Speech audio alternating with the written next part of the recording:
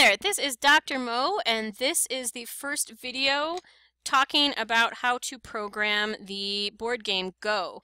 This program eventually will be a two-player program that will allow players to move pieces around on a Go board. It will not be one player. We're not going to program the AI of Go because that's like PhD level Google stuff right there. In this first video, at the end of it, we're only going to get partially done. You're just going to have a single Go piece that when you click on it, it starts following your mouse, and then when you click again, it puts it down. So eventually you'll have lots of these pieces that you're going to be able to move around, and in the background you'll have a Go board, and it will force the players to actually follow the rules of the game to a certain extent. Alright, so let's start off with that piece. I'm calling it marble here because that's what I was thinking of, even though when you play Go for real, they're not really marbles, they're like little flat discs.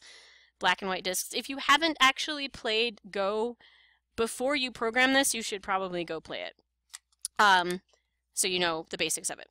So anyways, here we go.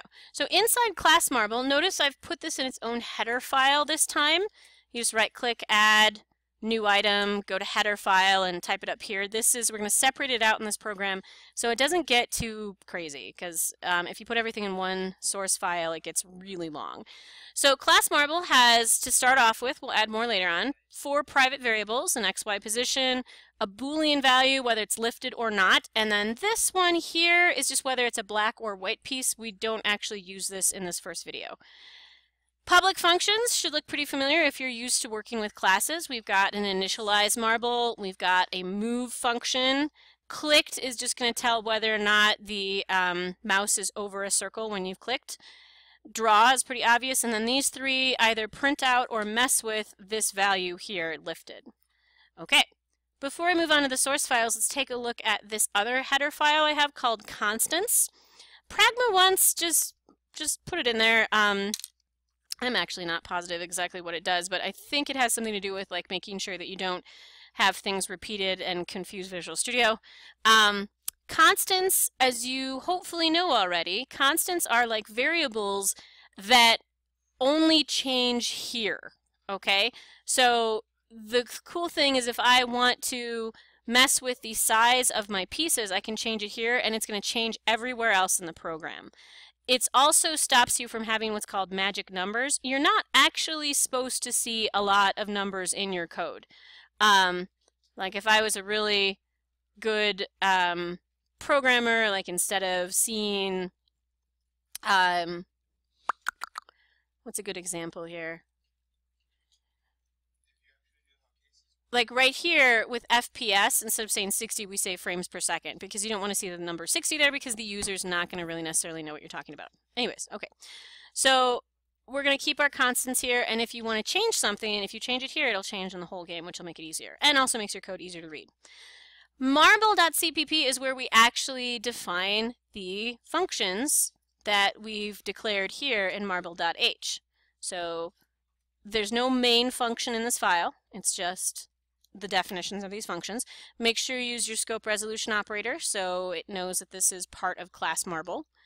Init Marble just sets its X and Y position to whatever it's passed and says if lifted is false. We're assuming that the piece does not start off in the air.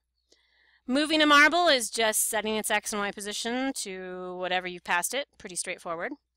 I've left a couple cout statements in here that I was using for testing because when I was writing this it didn't work perfectly the first time. So I had some testing words in there to make sure that certain functions were being called. This is probably the most complicated of the functions. It's really not that bad. It's just literally the distance formula. It just looks a little different because we've done it in code instead of in the numbers you're used to in your math class. But basically, I'm looking to see, hey, is my mouse pointer, this X and this Y, I'm subtracting, so I've got X minus X quantity squared plus Y minus Y quantity squared, and I'm just checking that the distance between the center of the circle and my mouse pointer is less than the radius. If it's less than the radius, then you are on top of the circle. Okay, so return true. Yes, you've actually clicked on it. Draw is something you've seen before. Lift up, we just set that variable to true. Put down, we set that same variable to false. And then finally, is lifted, we're just checking if it's lifted, and we return whether or not it's lifted. All right, now the actual meat of the program. So, bunch of Allegro stuff here. If you haven't worked with a mouse before, this program assumes that you're used to the mouse functions. You might want to do a simpler mouse program. Ask me for some help on that if you need to before you jump right into this, is my recommendation. But all of this should be familiar. Notice I'm using my constants here instead of putting the numbers directly in there. If you are confused on any of this, just call me over. Here we go. Here I'm actually says initialize, but I'm instantiating and then initializing. So remember, to instantiate means to actually create a object from the template from your class, and then to initialize it means to actually put data in there. So I've only created the one white marble piece that you see here, right? And I've set it to 50-50, which is why it starts way up here in the corner. If I put different values in here, like if I started at like 250, 350, it would start off in a different place in the screen. Like any minute now. Yeah, like down there. And it still works. Cool. All right. If your mouse is moving, what this says here is if your mouse is moving and your piece is lifted, you need to move that piece. If your piece isn't lifted, don't move it around, even if your mouse is moving around, okay? Because that would create chaos on your board. Here what we're saying is, hey, if you've clicked on a piece, like you've pressed the mouse button down and you're on top of a piece, if you haven't lifted it, go ahead and lift it, but if you have lifted it, go ahead and put it down. Nothing happens when you release the mouse button in this game, it's just all done by clicking. And then here's my render section.